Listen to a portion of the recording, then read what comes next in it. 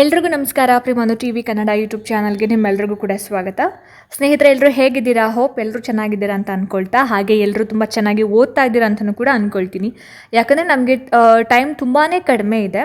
ಆಮೇಲೆ ಇತ್ತೀಚೆಗೆ ಆಗ್ತಾ ಇರ್ತಕ್ಕಂತಹ ಕೆಲವೊಂದು ಬೆಳವಣಿಗೆಗಳನ್ನು ನೋಡಿದಾಗ, ಅಂದರೆ ಇನ್ಸ್ಟಾಗ್ರಾಮಲ್ಲಾಗಿರ್ಬೋದು, ಯೂಟ್ಯೂಬ್ನಲ್ಲಾಗಿರ್ಬೋದು, ಕೆಲವೊಂದು ವೀಡಿಯೋಸ್ಗಳನ್ನ ಶೇರ್ ಮಾಡ್ತಾರಲ್ವ. ಸೊ ಆ ವೀಡಿಯೋಸ್ಗಳ ಪ್ರಕಾರ ನಮಗೆ ಸಿಕ್ಕಿರ್ತಕ್ಕಂತಹ ಮಾಹಿತಿ ಪ್ರಕಾರ ನೋಟಿಫಿಕೇಷನ್ ಆಗಿ 45 to 50 ಡೇಸಲ್ಲಿ ನಮಗೆ ಎಕ್ಸಾಮ್ ಆಗುತ್ತೆ ಅನ್ನುವಂತಹ ಒಂದು ವೀಡಿಯೋಸ್ಗಳು ನೀವೆಲ್ಲರೂ ನೋಡಿರ್ತೀರ ಅಂತ ಭಾವಿಸ್ತೀನಿ. ಸೊ ಹಾಗಾಗಿ ನಮಗೆ ಶಿಕ್ಷಕರಾಗಬೇಕು ಅನ್ನುವಂತಹ ಬಯಕೆ ಇಟ್ಕೊಂಡು ಓದ್ತಾ ಇರೋರಿಗೆ ಬಹಳನೇ ಟೈಮ್ ಕಡಿಮೆ ಇರೋವಂಥದ್ದು. ಈ ಒಂದು ಟೈಮ್ನ ನಾವು ತುಂಬ ಚೆನ್ನಾಗಿ ಯುಟಿಲೈಸ್ ಮಾಡ್ಕೋಬೇಕು. ಇದು ಒಂಥರ ಪ್ರೆಷಿಯಸ್ ಟೈಮ್ ನಮಗೆ.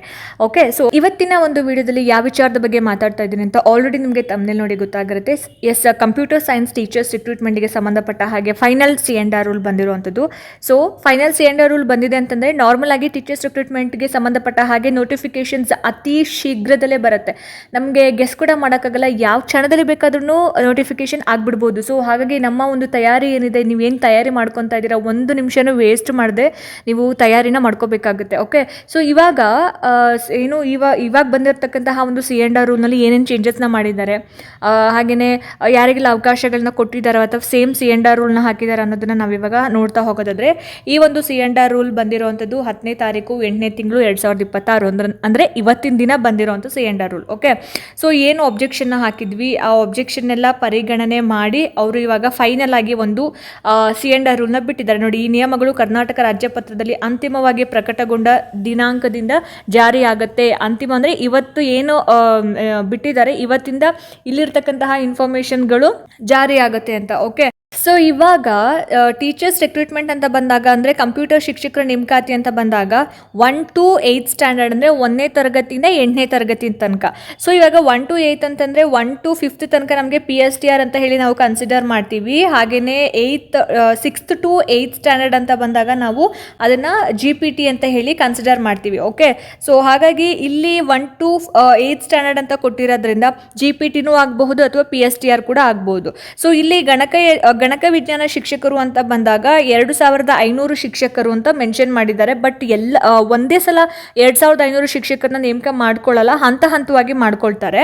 ಆ್ಯಂಡ್ ಅವರ ಒಂದು ಸ್ಯಾಲ್ರಿ ಬಂದ್ಬಿಟ್ಟು 44,425 ರೂಪಾಯಿಗಳಿಂದ 83,700 ರೂಪಾಯಿ.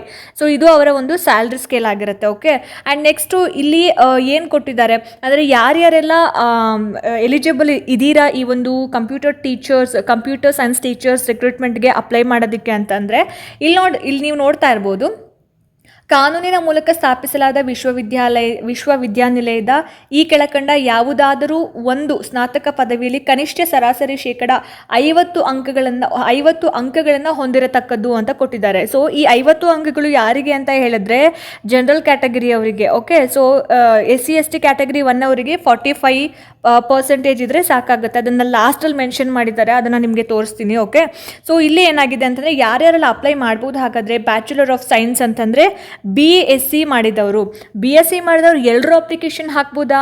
ಆಗೋದಿಲ್ಲ. BSc ಇನ್ ಕಂಪ್ಯೂಟರ್ ಸೈನ್ಸ್, BScನಲ್ಲಿ ನೀವು ಕಂಪ್ಯೂಟರ್ ಸೈನ್ಸ್ ಮಾಡಿದ್ರೆ, ಅಥವಾ ಬ್ಯಾಚುಲರ್ ಆಫ್ ಕಂಪ್ಯೂಟರ್ ಅಪ್ಲಿಕೇಶನ್ ಅಥವಾ ಬ್ಯಾಚುಲರ್ ಆಫ್ ಇಂಜಿನಿಯರಿಂಗ್ ಅಂದರೆ BScನಲ್ಲಿ ನೀವು ಕಂಪ್ಯೂಟರ್ ಸೈನ್ಸ್ ಮಾಡಿರಬೇಕು. ಬ್ಯಾಚುಲರ್ ಆಫ್ ಕಂಪ್ಯೂಟರ್ ಅಪ್ಲಿಕೇಶನ್ ಅದನ್ನು ಓದಿದ್ರು ಕೂಡ ನೀವು ಅಪ್ಲಿಕೇಶನ್ ಹಾಕ್ಬೋದು. ಬ್ಯಾಚುಲರ್ ಆಫ್ ಇಂಜಿನಿಯರಿಂಗ್ ಅಂತಂದರೆ BE ಏನು ಮಾಡಿರ್ತೀರ ಅಲ್ವಾ, ಸೊ BE ಮಾಡಿದರೆ ಅದರಲ್ಲಿ ನೀವು ಕಾಂಬಿನೇಷನ್ ಯಾವ್ದು ತೊಗೊಂಡಿರಬೇಕು, ಕಂಪ್ಯೂಟರ್ ಸೈನ್ಸ್ ಅಥವಾ ಇನ್ಫಾರ್ಮೇಷನ್ ಸೈನ್ಸ್ ಅಥವಾ ಎಲೆಕ್ಟ್ರಾನಿಕ್ಸ್ ಆ್ಯಂಡ್ ಕಮ್ಯುನಿಕೇಷನ್ಸ್. ಸೊ ಈ ಮೂರೂ ವಿಷಯಗಳಲ್ಲಿ ಯಾವುದಾದ್ರೂ ಒಂದನ್ನು ನೀವು BEನಲ್ಲಿ ಅಥವಾ ಇಂಜಿನಿಯರಿಂಗ್ನಲ್ಲಿ ನೀವು ಓದಿದ್ರೆ ನೀವು ಕಂಪ್ಯೂಟರ್ ಶಿಕ್ಷಕರಾಗೋದಕ್ಕೆ ಅರ್ಹತೆಯನ್ನು ಪಡ್ಕೊಂಡಿರ್ತೀರಿ ಅಂತ. ಓಕೆ, BSc ಆಯಿತು, and bachelor of computer application ಆಯಿತು, bachelor of engineering computer science, information science, electronic and communication ಇಷ್ಟು ಆಯಿತು. ಓಕೆ, ಅಥವಾ ಬ್ಯಾಚುಲರ್ ಆಫ್ ಟೆಕ್ನಾಲಜಿ ಅಂತಂದರೆ BTech ಓಕೆ.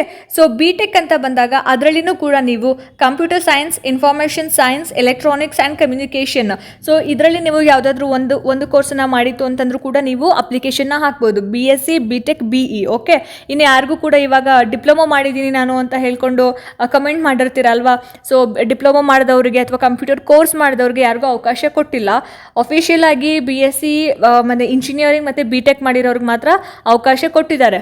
ಓಕೆನಾ. ಸೊ ಏನು ಚೇಂಜಸ್ ಏನಾಗಿಲ್ಲ ಅಂಥದ್ದು. ಆ್ಯಂಡ್ ಇನ್ನೊಂದೇನಪ್ಪ ಅಂತ ಹೇಳಿದ್ರೆ ಇಲ್ಲಿ ಒಂದು ನಿಯಮ ಅಥವಾ ಷರತ್ತು ಅಂತ ಹೇಳ್ಬೋದು. ಯಾರು ನೀವು ಇವಾಗ ಕಂಪ್ಯೂಟರ್ ಟೀಚರ್ ಆಗಿ ಸೆಲೆಕ್ಷನ್ ಆಗ್ತೀರಾ, ಸೊ ಅವರಿಗೆ ನಿಮಗೆ 5 years ಟೈಮ್ನ ಕೊಟ್ಟಿರ್ತಾರೆ. ಏನಕ್ಕೆ 5 years ಟೈಮ್ನ ಕೊಟ್ಟಿರ್ತಾರೆ ಅಂತ ಹೇಳಿದ್ರೆ, ಯಾರು BEdನ ಮಾಡ್ಕೊಂಡಿಲ್ಲ, ಇವಾಗ ಟೀಚರ್ಸ್ ಅಂತ ಬಂದಾಗ ಮ್ಯಾಂಡೇಟ್ರಿ BEd ಅಲ್ವಾ, BEd ಮಾಡ್ಕೊಂಡಿರಲೇಬೇಕು. ವಿತೌಟ್ BEd ಟೀಚರ್ಸ್ ಆಗೋದಿಲ್ಲ. ಸೊ ಇವಾಗ BE, BTech ಮಾಡಿರೋರು ಪಾಪ BEd ಮಾಡಿರೋದಿಲ್ಲ. ಸೊ ಅಂಥವ್ರಿಗೆ ಇವಾಗ ಅವಕಾಶ ಕೊಟ್ಟಿದ್ದಾರೆ. ಸೊ ಅವಕಾಶ ಕೊಟ್ಟಿರೋ ಅಂಥದ್ದನ್ನು 5 ವರ್ಷದಲ್ಲಿ ಅವರು ಈ ಒಂದು BEd ಕೋರ್ಸನ್ನು ಕಂಪ್ಲೀಟ್ ಮಾಡ್ಕೋಬೇಕಾಗುತ್ತೆ. ಓಕೆನಾ. ಶಾಲಾ ಶಿಕ್ಷಣ ಇಲಾಖೆಯ ಗಣಕ ವಿಜ್ಞಾನ ಶಿಕ್ಷಕರಾಗಿ ನೇಮಕಾತಿ ಹೊಂದಿದಲ್ಲಿ ರಾಷ್ಟ್ರೀಯ ಶಿಕ್ಷಕರ ಶಿಕ್ಷಣ ಪರಿಷತ್ನಿಂದ ಮಾನ್ಯತೆ ಪಡೆದ ಸಂಸ್ಥೆಯಿಂದ ನೇಮಕಾತಿಗೊಂಡ 5 ವರ್ಷಗಳ ಒಳಗೆ ನೀವು ಏನು ಟೀಚರ್ಸ್ ಆಗಿರ್ತೀರಾ, ಸೊ ಆ 5 ವರ್ಷಗಳ ಟೈಮ್ ಕೊಟ್ಟಿದ್ದಾರೆ. 5 ವರ್ಷದ ಒಳಗಡೆ ನೀವೇನು ಮಾಡಬೇಕು, ಅರ್ಹತೆಯನ್ನು ಪಡ್ಕೊಳ್ಬೇಕು. BEdನ್ನು ನೀವು ಮಾಡ್ಕೋಬೇಕು. ಆಯಿತಾ. ಆನಂತರ 5 ವರ್ಷಗಳ ಒಳಗಾಗಿ ಶಿಕ್ಷಕರ ಅರ್ಹತಾ ಪರೀಕ್ಷೆಯನ್ನು ಕೂಡ ನೀವು ಪೂರ್ಣಗೊಳಿಸಿರಬೇಕು. ಸೊ ಈ 5 ವರ್ಷದಲ್ಲಿ ನೀವೇನು ಮಾಡಿರಬೇಕು, BEdನ ಕೂಡ ಮುಗಿಸಿರಬೇಕು. ಜೊತೆಗೆ TET, teachers eligibility test, Karnataka TET ಏನಿದೆ ಅದನ್ನು ಕೂಡ ನೀವು ಮಾಡ್ಕೊಂಡಿರಬೇಕು. ಸೊ ನೀವು 1 to 5th ಸ್ಟ್ಯಾಂಡರ್ಡ್ಗೆ ನೀವು ಟೀಚರ್ಸ್ ಆಗ್ತಾ ಇದ್ದೀರಾ ಅಂತಂದರೆ ನೀವೇನು ಮಾಡಬೇಕು, ಪೇಪರ್ 1 ತೊಗೋಬೇಕಾಗುತ್ತೆ.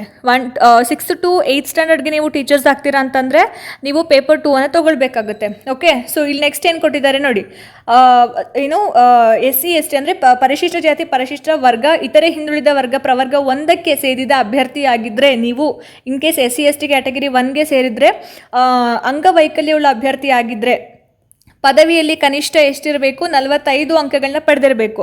ಸೊ ಸ್ಟಾರ್ಟಿಂಗಲ್ಲಿ ಏನಂತ ಮೆನ್ಷನ್ ಮಾಡಿದ್ರು, 50 ಅಂತ ಹೇಳಿ ಮೆನ್ಷನ್ ಮಾಡಿದರು. ಕನಿಷ್ಠ 50% ಅಥವಾ 50 ಅಂಕಗಳು ಅಂತ. ಸೊ ಇಲ್ಲಿ SC ST ಕ್ಯಾಟಗರಿ 1 ಅವ್ರಿಗೆ 45 ಅಂತ ಹೇಳಿ ಮೆನ್ಷನ್ ಮಾಡಿದ್ದಾರೆ. ಓಕೆ. ಸೊ ಇದಿಷ್ಟು ಏನಪ್ಪ ಅಂತ ಹೇಳಿದ್ರೆ ಕಂಪ್ಯೂಟರ್ ಟೀಚರ್ಸ್ಗೆ ಸಂಬಂಧಪಟ್ಟ ಹಾಗೆ ಬಿಟ್ಟಿರ್ತಕ್ಕಂತಹ ಒಂದು ಫೈನಲ್ C&R ರೂಲ್ ಆಗಿರುತ್ತೆ. ಆ್ಯಂಡ್ ತುಂಬ ಜನಕ್ಕೆ ಒಂದು ಕನ್ಫ್ಯೂಷನ್ ಕೂಡ ಇರ್ಬೋದು, ಟೀಚರ್ಸ್ ರಿಕ್ರೂಟ್ಮೆಂಟ್ಗಿಂತ ಮುಂಚೆ ಯಾವುದಾದ್ರೂ TET ಮಾಡ್ತಾರಾ ಅಂತ. ಡೆಫಿನೆಟ್ಲಿ ಮಾಡಲ್ಲ. ಏನಕ್ಕೆ ಅಂತಂದರೆ ಇವಾಗ TET ಮಾಡ್ಕೊಂಡಿರೋ ಲಕ್ಷಾಂತರ ಜನ ನೋಟಿಫಿಕೇಷನ್ಸ್ಗೋಸ್ಕರ ವೆಯ್ಟ್ ಮಾಡ್ತಾ ಇದ್ದಾರೆ, CET ಎಕ್ಸಾಮ್ಸ್ಗೋಸ್ಕರ ವೆಯ್ಟ್ ಮಾಡ್ತಾ ಇದ್ದಾರೆ. ಸೊ ಯಾರೆಲ್ಲ TETನ ಮಾಡ್ಕೊಂಡಿಲ್ವೋ ಅವರಿಗೆ HSTR ಪೋಸ್ಟ್ ಇದೆ.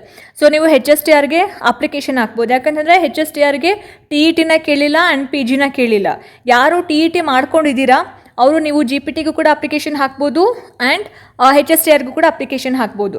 ಸೊ ಏನು ಶಿಕ್ಷಕರ ನೇಮಕಾತಿಗೂ ಮುಂಚೆ ಒಂದು TET ಶಿಕ್ಷಕರ ಅರ್ಹತಾ ಪರೀಕ್ಷೆ ಆಗುತ್ತೆ ಅಂತಂದರೆ ಡೆಫಿನೆಟ್ಲಿ ಆಗಲ್ಲ.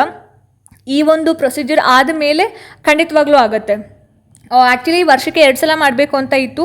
ಬಟ್ ಇವಾಗ ಸೆಪ್ಟೆಂಬರ್ನಲ್ಲಿ ಏನಾದರೂ ದಿಸ್ ಮಂತ್ ಆಗಸ್ಟ್ನಲ್ಲಿ ಎಂಡಲ್ಲಿ ಅಥವಾ ಈ ವೀಕಲ್ಲಿ ಏನಾದರೂ ನೋಟಿಫಿಕೇಷನ್ ಆಯಿತು ಅಂತಂದರೆ ಜಸ್ಟ್ 45 days ಅಷ್ಟೇ ನಮಗೆ ಟೈಮ್ ಕೊಡ್ತಾರೆ ಓದ್ಕೊಳ್ಳೋದಕ್ಕೆ. ಅದಾದಮೇಲೆ ಎಕ್ಸಾಮಿನೇಷನ್ ಇರುತ್ತೆ. ಆಫ್ಟರ್ ದ್ಯಾಟ್ ನಮಗೆ TET ಎಕ್ಸಾಮ್ನ ಕಂಡಕ್ಟ್ ಮಾಡೋವಂಥದ್ದು. ಓಕೆನಾ. ಸೊ TET ಆಗಿಲ್ಲ, ನನಗೆ ಎಕ್ಸಾಮ್ನ ಬರೆಯೋಕ್ಕಾಗಲ್ಲ ಅಂದ್ಬಿಟ್ಟು ನೀವು ತಲೆ ಕೆಡಿಸ್ಕೊಳ್ಳೋ ಅಗತ್ಯನೇ ಇಲ್ಲ. HSTRಗೆ ಪ್ರಿಪ್ರೇಷನ್ನ ಮಾಡ್ಕೊಳ್ಳಿ. ಆ್ಯಂಡ್ GPSTRಗೆ ಪ್ರಿಪ್ರೇಷನ್ನ ಮಾಡ್ಕೋಬೇಕು ಅಂತಂದರೆ ನಿಮ್ಗೆ ಮ್ಯಾಂಡೇಟ್ರಿ TET ಪೇಪರ್ 2 ಆಗಿರಲೇಬೇಕು. ಆಯಿತಾ. ಸೊ TET ಪೇಪರ್ 1 PSTRಗೆ, TET ಪೇಪರ್ 2 ಬಂದುಬಿಟ್ಟು GPSTRಗೆ. ಸೊ HSTRಗೆ there is no TET and no PG. ಓಕೆನಾ. ಸೊ ಇದಿಷ್ಟು ಏನು ಇವತ್ತಿನ ಒಂದು C&R ರೂಲ್ಗೆ ಸಂಬಂಧಪಟ್ಟ ಹಾಗೆ ಮಾಹಿತಿಯಾಗಿತ್ತು. ಸೊ ಹೋಪ್ ಈ ವಿಡಿಯೋ ನಿಮ್ಗೆ ಇಷ್ಟ ಆಯಿತು, ಅನುಕೂಲ ಆಯಿತು ಅಂತ ಭಾವಿಸ್ತೀನಿ. ಇಷ್ಟ ಆಯಿತು ಅಂತಂದರೆ ದಯವಿಟ್ಟು ಲೈಕ್ ಮಾಡಿ, ಶೇರ್ ಮಾಡಿ. ಹಾಗೆ ನಿಮ್ಮ ಅನಿಸಿಕೆ ಅಭಿಪ್ರಾಯಗಳು ಏನಿದ್ರು ಕೂಡ ನನಗೆ ಕಾಮೆಂಟ್ ಸೆಕ್ಷನಲ್ಲಿ ತಿಳಿಸಿ ಅಂತ ಹೇಳ್ತಾ, ಇದೇ ರೀತಿ ಹೆಚ್ಚಿನ ವೀಡಿಯೋಸ್ಗಳಿಗೋಸ್ಕರ ನಿರಂತರವಾಗಿ ನನ್ನ ಚಾನಲನ್ನು ನೋಡ್ತಾ ಇರಿ. ಮುಂದಿನ ವೀಡಿಯೋಸ್ಗಳಲ್ಲಿ ನಾನು ನಿಮಗೆ ಸಿಗ್ತೀನಿ. ಅಲ್ಲಿ ತನಕ ಎಲ್ರಿಗೂ ನಮಸ್ಕಾರ.